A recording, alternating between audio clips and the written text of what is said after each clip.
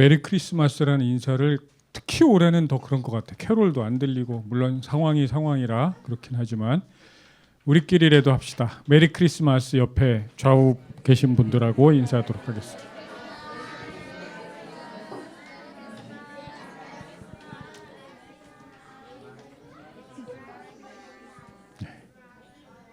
그래요. 우리 온유도 메리 크리스마스. 건이가 대표로 해줬어요. 자, 오늘 성탄의 문을 여는 동방 박사들은 별을 따라갔다고 합니다. 그러니까 해와 구름, 그러니까 참 재밌는 게 이런 어떤 신비한 일들은 밤에 일어나죠. 해와 구름을 따라가지 않고 별을 따라 밤에 갔습니다. 물론 그 당시 고대 중동 지방이 낮에 움직일 수 없을 정도로 더웠겠지요. 그런데 꼭 그것만이 아니라 그 당시에 별을 안다는 것, 천문학을 안다는 건 그 당시에 상당한 전문적인 최고의 지성인임을 알려주는 증거였습니다. 그러니까 그 당시 사람들은 별을 보면서 지금 누구처럼 점을 치는 게 아니라 별을 보면서 인간의 운명과 세상이 돌아가는 것들을 예측하고 예언하고 그런 것들이 그 당시엔 상식적인 일이었습니다. 그러니까 기원전 8년에 기록된 것으로 추정되는 바벨론의 수예기 문자에 이렇게 적혀 있대요. 그때 그 시기에 대략 7세기에서 요때쯤에 기원전 목성과 토성이 물고기 자리에서 만날 것이라고 기록되어 있는데, 목성은 이런 의미를 갖고 있대. 세상을 다스릴 통치자. 토성은 이스라엘이 위치하고 있는 그 팔레스타인 지역. 그리고 물고기 자리는 세상의 종말을 의미하는 거래요. 그러니까 한마디로 세상을 다스릴 사람, 세상의 기존의 질서를 끝내고 새로운 세상을 열 사람이 유대 땅에 온다는 것을 의미했다고 합니다. 로마의 역사가 수에토니우스도 이렇게 적혀 있대요. 적어놨대요. 동방 전역에 믿음이 퍼져 있는데 유대 출신의 메시아가 온 세상을 통치할 것이다. 이런 얘기가 로마에까지 역사가로 기록돼 있을 정도. 그러니까 아마 오늘 우리가 동방의 박사라고 불렸던, 저는 동방의 현자라고 오히려 표현하는 게 더 적절하지 않을까 싶은데, 어쨌든 이 현자들은 아마도 이런 세상의 지식에 통달한 그런 지혜로운 자들 아니었을까. 그리고 뿐만 아니라 캄캄한 밤하늘을 보면서 하늘의 이치, 그런 것에 관심을 가졌던, 지금으로 말하면 영성 수련을 열심히 했던 영성가들 아니었을까. 별은 캄캄해야 보이죠. 상징적으로 생각한다면 인간의 의식, 인간의 이성, 인간의 상식, 사회적 통념, 이 모두가 잠들어야 비로소 등장하는 게 별이 아닐까라는 생각을 했습니다. 그래서 이 시대의 그 당시의 분위기를 한마디로 어떤 역사가는 이렇게 요약했습니다. 사람들은 어쨌든 하나님을, 신을 간절하게 기다리고 있었다. 그 팽배했던 순간, 여러분 언제 하나님을 찾게 되죠? 살만하다. 김지혜 자매가 그만큼 투자한 주식이 막 오르고 막 살만해. 예, 윤슬이도 건이도 말 잘 듣고 그럴 때 하나님을 찾게 되나요? 그렇죠? 예. 우리는 뭔가 간절한 일이 지금 우리가 하나님을 찾잖아요. 전 국민적으로 어떻게 보면 아마도 이 고귀한 신분이었을 것으로 추정되는 동방의 현자들, 동방 박사들은 개인적으로는 아마 아쉬운 게 없었을 것 같아요. 지혜로웠고 사회적으로도 고귀했을 거고, 예, 먹고 살만 했겠죠. 그런데 이 사람들은 앞이 캄캄할 때만 나타나는 별을 보고 유다 왕, 자기네 왕도 아니에요. 유다 왕을 만나기 위한 순수한 마음으로 그곳을 향합니다. 왜 그랬을까? 여러분들이 고귀한 신분이라고 생각해 봅시다. 우리 최지은 집사님이 최참판이에요. 귀족이에요. 먹고 살만해요. 여기서 떵떵거리면 잘 살 수 있어요. 근데 말하자면 저기 캄보디아에 우리보다 어쨌든 그닥 부유하지 않은 거기에 한 왕이 태어나요. 위험을 무릅쓰고 왜 거기까지 갈 생각을 했을까? 한참 제가 좀 묵상을 해봤어요. 이 본문을. 그 당시의 세계 질서는 로마에 의해서 평정이 됐습니다.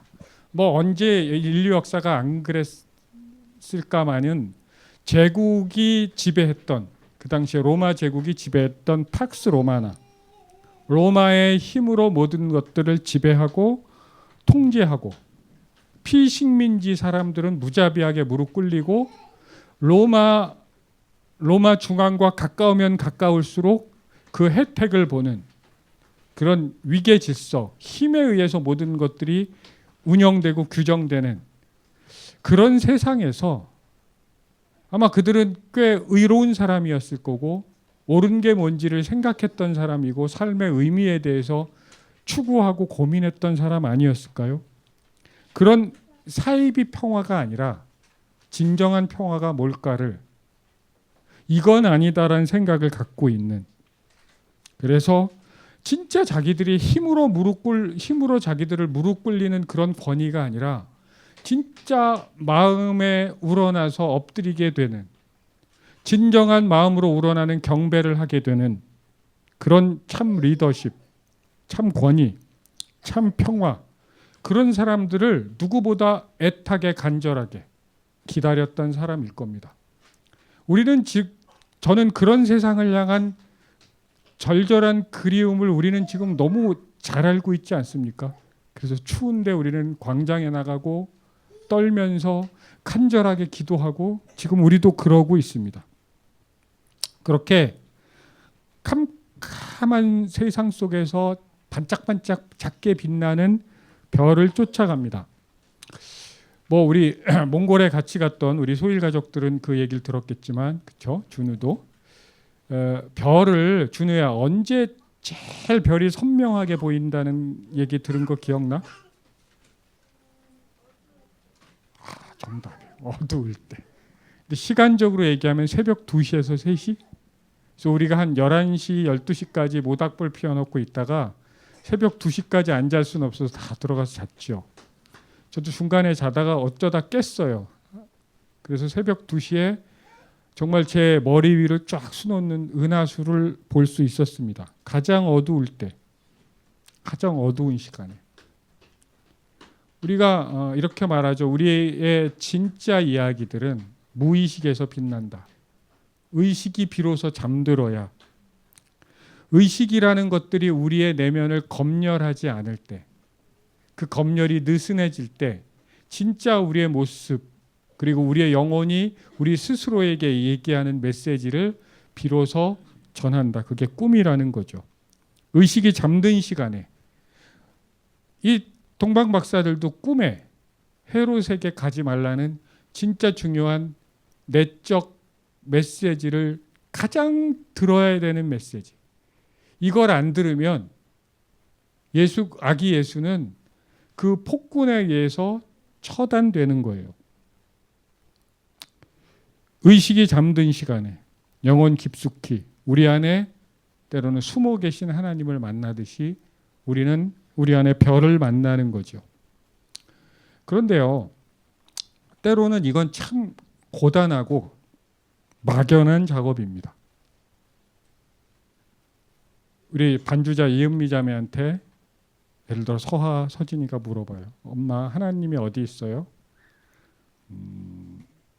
라고 말하면 어디 있다고? 점점 이제 아이들이 대충 뭐 하나님이 저기 있어라고 얘기해도 잘 듣지 않는, 계속 따지고 묻는 그 나이가 되면 우리가 하나님이 여기 있다 저기 있다, 하나님의 음성이 이렇게 들린다, 정확하게 말할 수 없는 그 막연한 지점이 있죠.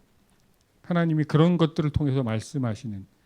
그러기 위해선 우리는 꾸준히 하나님께 주파수를 맞추고 하나님을 기다리고 하나님 앞에 앉아 있는 그런 고요한 시간들을 보내야 됩니다.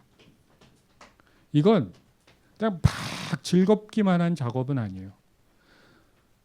우리 향심 기도하면서 제일 힘든 게 뭐예요? 어저께 만난 그 다정한 하나님이 오늘은 말이 없어. 내가 이 영적 여정을 내가 계산해서 예측할 수 없다는 데 있죠. 어쨌든 우리는 끊임없이 기본적인 하나님에 대한 신뢰를 가지고 영적 여정을 걸어가야 합니다. 어쩌면 그게 별을 따라가는 일인 거기도 합니다. 자, 사람 주석가들은 아마 그들이 살고 있었던 것으로 예측되는 메소포타미아에서 유대까지는 베들레헴까지는 한 1500km 정도의 거리가 걸렸을 거다라고 생각해요. 지금처럼 길이 잘 닦여 있지도 않았을 거고요. 강도의 위험도 있었을 거고요. 물론 뭐 낙타 같은 걸 타고 가긴 했겠지만 굉장히 최소한 몇 달은 걸려야 하는 그런 기나긴 여정이었을 겁니다. 그런데 대충 예루살렘 어디에 별이 보입니다. 반가웠겠죠. 그리고 우리는 그 확실한 무언가를 찾게 됩니다. 그 당시의 상식으로 유대의 왕이 어디 있었겠어요? 예루살렘 어디에 있었겠지. 그리고 왕궁을 찾아갑니다. 그들은 고귀한 신분이었기 때문에 헤롯 정도를 만날 수 있을 정도의 그런 여권 정도는 있었을 겁니다. 자, 왕궁에 누가 있어요? 위험천만한 인물. 예수 그리스도의 구원 역사를 단숨에 끊어버릴 수도 있는 그 폭군이 앉아 있습니다. 자, 이 헤롯 대왕이라고 불리우는 이 사람은 이 사람의 최대의 치적은 예루살렘 성전을 웅장하게 건축을 했습니다.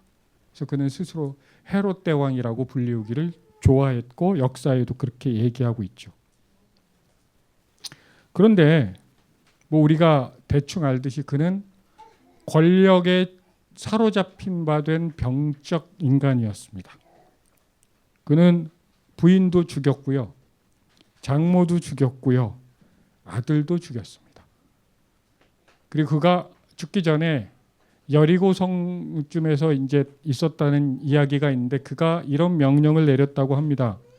한 70세쯤 돼서 이제 자기가 곧 죽겠구나라는 것들을 직감했대요. 그래서 이런 명령을 내렸대요. 예루살렘에 있는 존경받는 유명 인사들을 긴급 체포해서 지하 벙커에 가두고 뭐 지하 벙커가 그때 있었던 건 아니에요.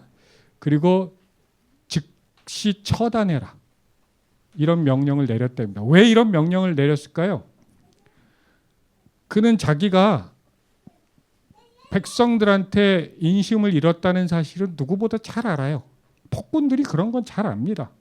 그래서 자기가 죽으면 사람들이 좋아할 거를 되게 두려워했대요. 그래서 사람들이 존경했던 사람을 자기와 함께 죽여버리면 사람들이 어떻게 하겠어요? 울겠죠. 그렇게 자기 장례식 때 사람들이 울도록. 그러니까 동서고금을 막론하고 폭군들의 두뇌 구조는 정말 우리의 상상을 넘어가죠. 이런 폭군이 그 예루살렘 성전에 있습니다.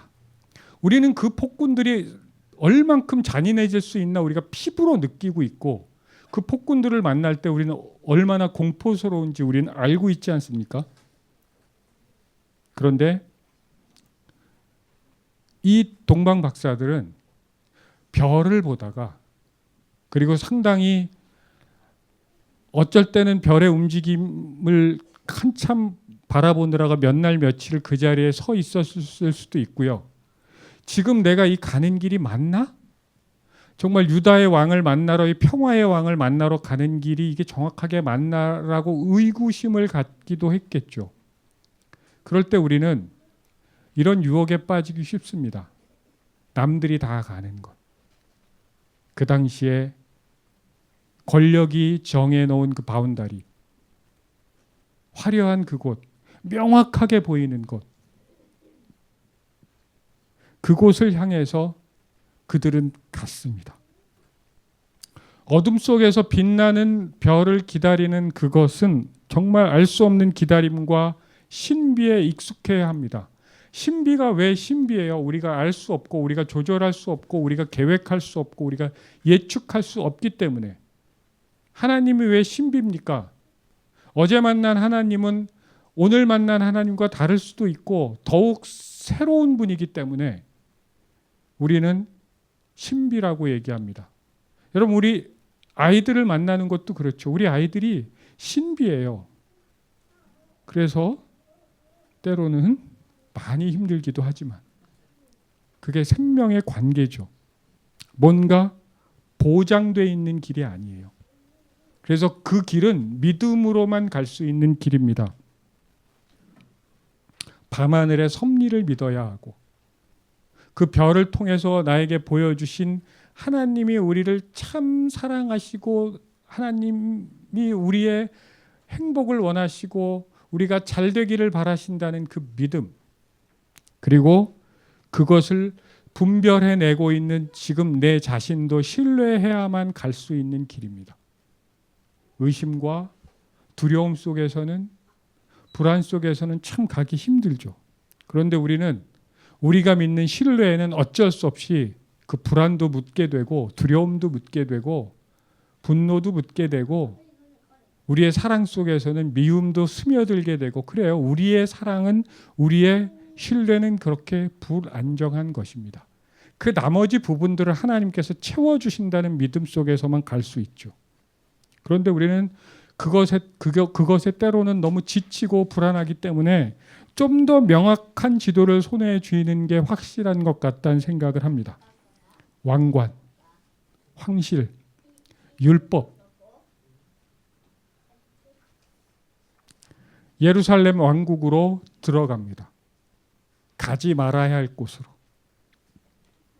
그런데 아기 예수의 탄생은 그런 데서 일어나지 않는다는 거예요.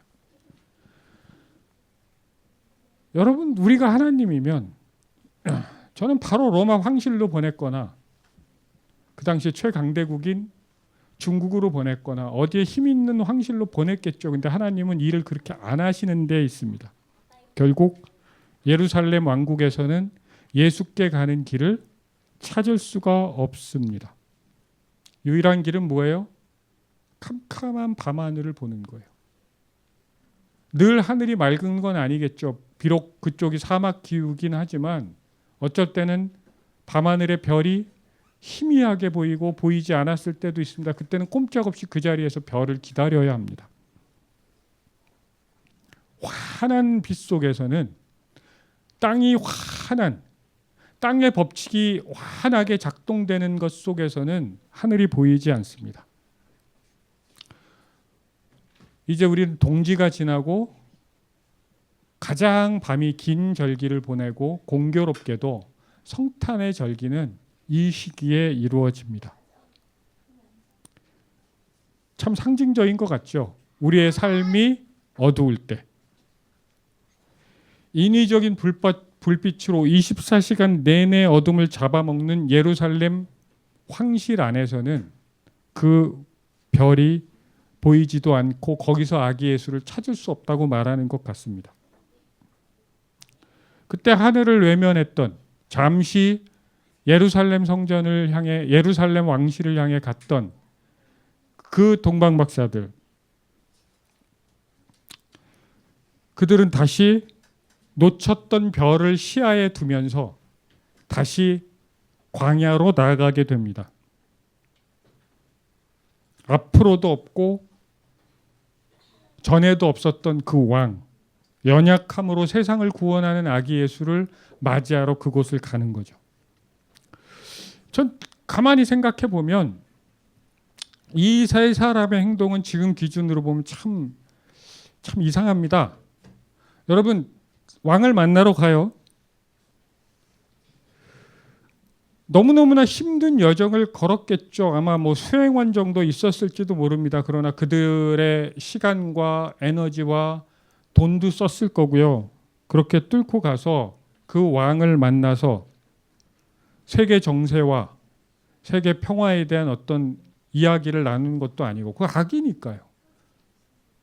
자기가 뭔가 얻기 위해서 뭘 간 것도 아니고 딱 한 단어로 그들의 방문 목적이 설명됩니다. 그게 뭐예요? 경배. 어린이들 한번 해볼래요? 경배. 경배입니다. 너무나 우리들에게는 현대인들에게는 낯선 단어예요. 경배해서 뭐 할 건데? 사실은 경배 찬양이란 단어가 현대인들에게는 사실은 없는 단어예요. 현대인들이 누구를 경배합니까? 물론 뭐 아이돌 정도 경배하면 뭐 팬질이라 그러죠. 그러나 일상에서 우리는 누구를 경배해 본 적이 있었던가? 생각해 보면 저는 평생을 찬양하는 자리에 있었던 것 같아요. 그게 감사한 일이죠. 그리고 어린 시절부터 청소년 청년기까지 교회의 음악이라는 걸 하는 합창단에서 찬양을 했습니다. 너무나 아름다운 멜로디들과 이런 것들로 참 행복했는데 그때 돌이켜보면 그 청년 시절에 청소년 시절에 찬양을 한다는 것, 그 예술의 아름다움하고 별도로 그 찬양을 한다는 것, 경배를 한다는 것 자체는 저한테 되게 낯설었습니다. 이게 뭐지? 그리고 흔히 그 당시에 열풍처럼 불었던 찬양 집회의 어떤 흐름들을 보면서 이 세상과 동떨어져 있는 세상의 비극과 정의에 동떨어져 있는 그 어떤 것들을 보면서 찬양을 해야 되나? 라는 생각까지 하게 됐습니다. 그런데 나이가 들면서 이런저런 영적 경험들을 하면서 경배한다는 게 우리의 영적 여정, 우리의 신앙의 핵심이라는 사실을 고백하게 됐습니다. 우리는 하나님을 기도를 통해서 만날 수 있다고 고백하죠. 보통 신학자들이 기도에 대해서 4가지 종류로 나눌 수 있다고 얘기를 합니다. 첫 번째는 청원기도라 그래요. 우리 어린이들 해볼까? 청원기도. 청원기도예요. 우리가 가장 쉽게 하나님께 입문하는 겁니다. 우린 뭔가 아쉬울 때 하나님을 만나죠. 우리 이렇게 여러분 청원기도 하셔야 돼요. 좋은 공간을 주셔서 감사합니다. 이제 인테리어 과정 잘 되게 하시고 온교인이 한 마음으로 그 과정에서 한 공동체를 이루고 하나님을 더 진하게 만날 수 있게 하시고, 그리고 돈도 없어요. 우리는 물질적인 것도 채워주세요. 여러분 한 마음으로 청원하셔야 됩니다. 그리고 이 정치적인 게 잘 해결돼야 되겠죠. 노골적으로 말하면 이건 누가 봐도 빨리 불의한 권력자가 내려오고 정말 국민을 사랑하는 사람들이 하나 돼서 이 땅을 아름답게 가꿨으면 좋겠어요. 평화롭게. 그걸 위해서 우리는 청원해야죠. 우리의 간절한 것들을 기도해야 되겠죠. 그런데 그 간구하는 내용의 옳고 그름 이런 걸 떠나서 이건 모든 종교에 있는 행위입니다. 심지어는 건진법사의 집회에서도 등장하는 건 청원입니다.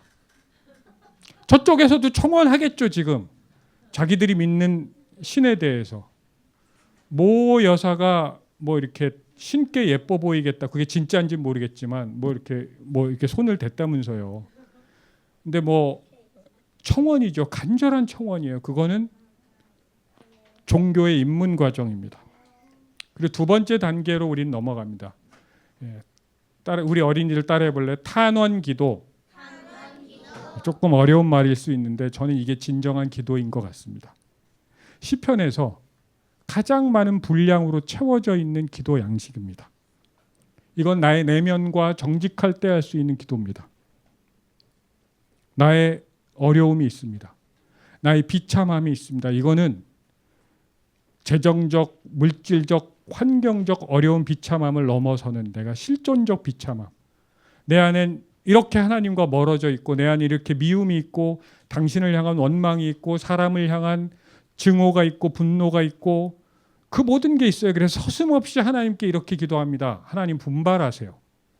하나님께 감히 이렇게 말하는, 나는 죽을 것 같습니다.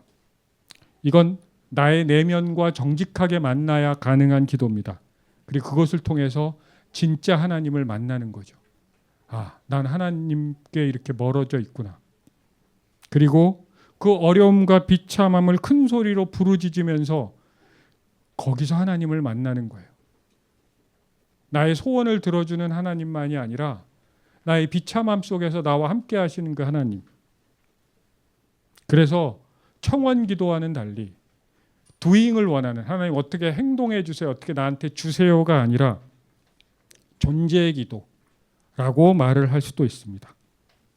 그리고 어둠 그대로를 하나님께 보여드리는 이 탄원 기도를 통해서 우리는 하나님께서 우리에게 주시는 은혜와 치유와 회복을 경험하게 되는, 어둠 속에 있는 별을 만나게 되는 귀중한 기도죠.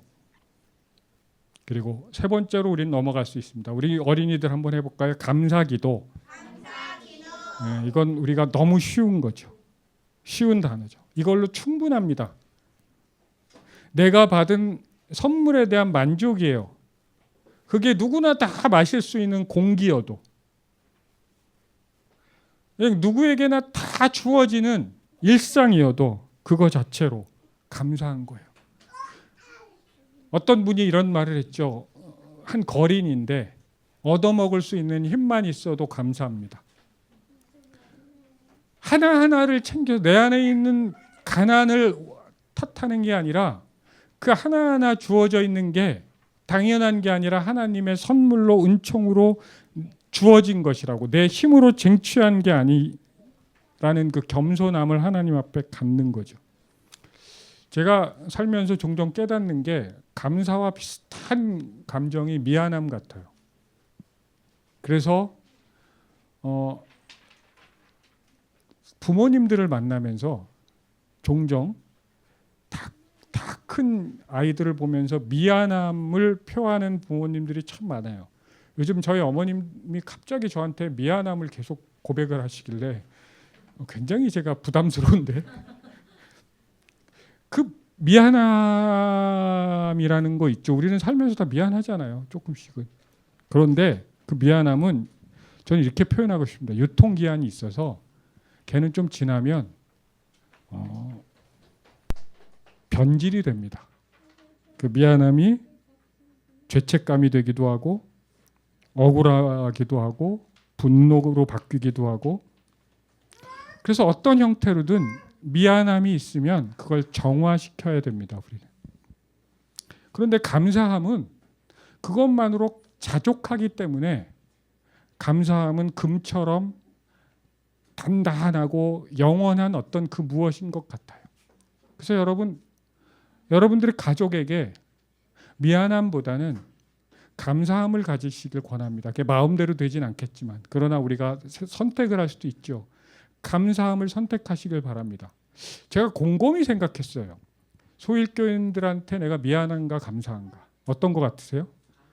네, 그렇습니다. 어떻게 잘 하셨어요? 미안한 부분들이 있지요. 네, 없진 않은데, 근데 그거보다는 감사함이 많은 것 같아요. 그래서 내가 참 감사하다, 참 다행이다라는 생각을 했습니다. 우리가 서로 감사했으면 좋겠습니다. 미안해하지 않고. 미안함은 우리가 잘못한 행동에 대한 돌이킴, 사과, 성찰로 충분합니다. 그런데 이 세 가지 기도는 우리가 죽을 때까지 간직해야 될 기도고 죽을 때까지 해야 되는 기도죠. 하지만 이 세 가지 기도의 특징은 그 기도의 출발이 나 자신에게서 출발한다는 거예요. 하나님, 내가 이게 필요해요. 하나님, 내가 지금 굉장히 비참해요. 하나님, 내가 당신께 좋은 선물을 받았어요. 저는 당신이 필요합니다. 훌륭한 겁니다. 그런데 여기서 한 발 더 들어가길 원합니다. 그게 경배의 세계라는 겁니다. 거기엔 여러분, 경배를 왜 찬양이라는 거, 경배라는 게 막연하게 느껴졌을까, 나에게? 거기에는요, 내가 없어요. 그냥 하나님의 세계로 들어가는 것. 인간의 슬픔과 기쁨, 빛과 어두움, 비극과 희극, 비참함과 풍요로움, 그 모든 것들을 초월해 계시는 그냥 진리이신 하나님, 사랑이신 하나님, 평화이신 하나님, 그 아름다움에 매혹되는 게 경배 아닐까. 저는 지금도 시편에서 얘기하고 있는 탄원 기도를 참 좋아합니다.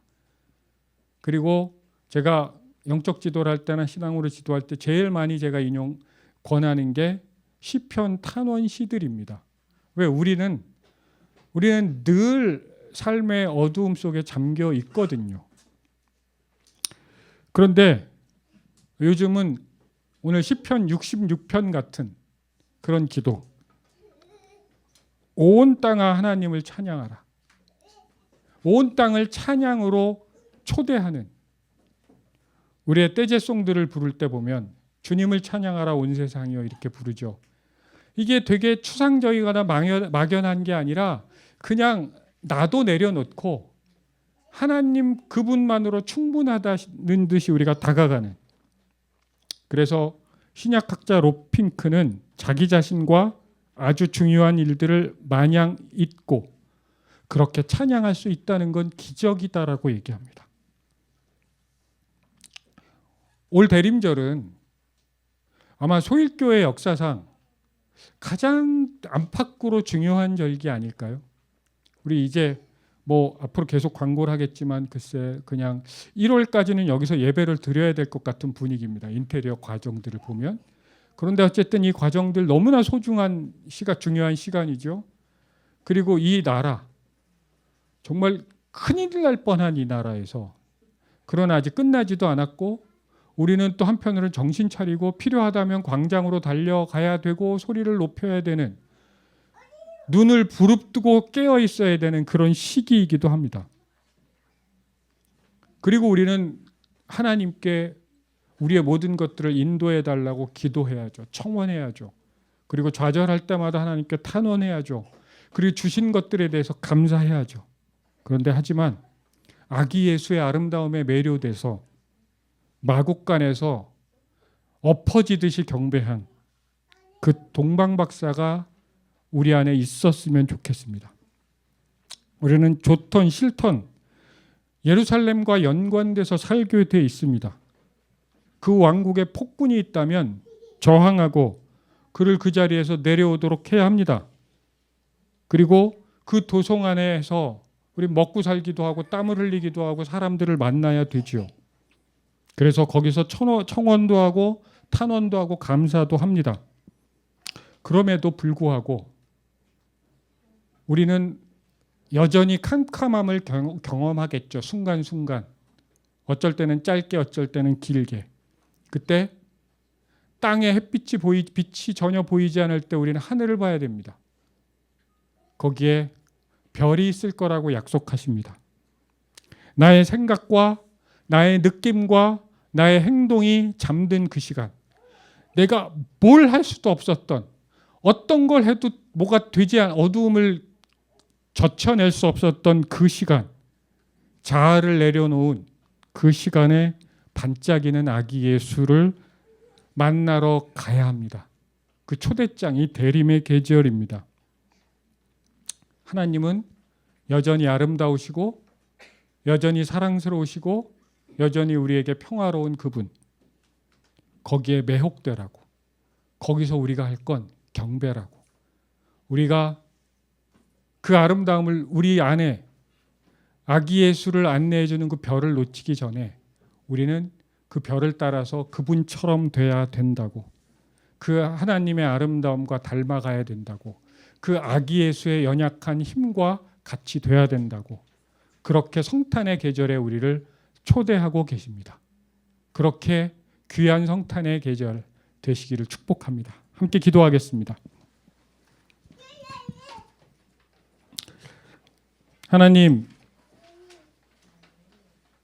캄캄한 계절이지만 예루살렘 왕국으로 가지 않고 광야에 떠 있는 별을 향해 가게 하여 주시옵소서. 그 별빛이 인도하는 그 연약한 아기 예수, 그 아기 예수께 매료되어 그를 닮아가며 그를 경배하게 하소서. 예수님의 이름으로 기도합니다. 아멘.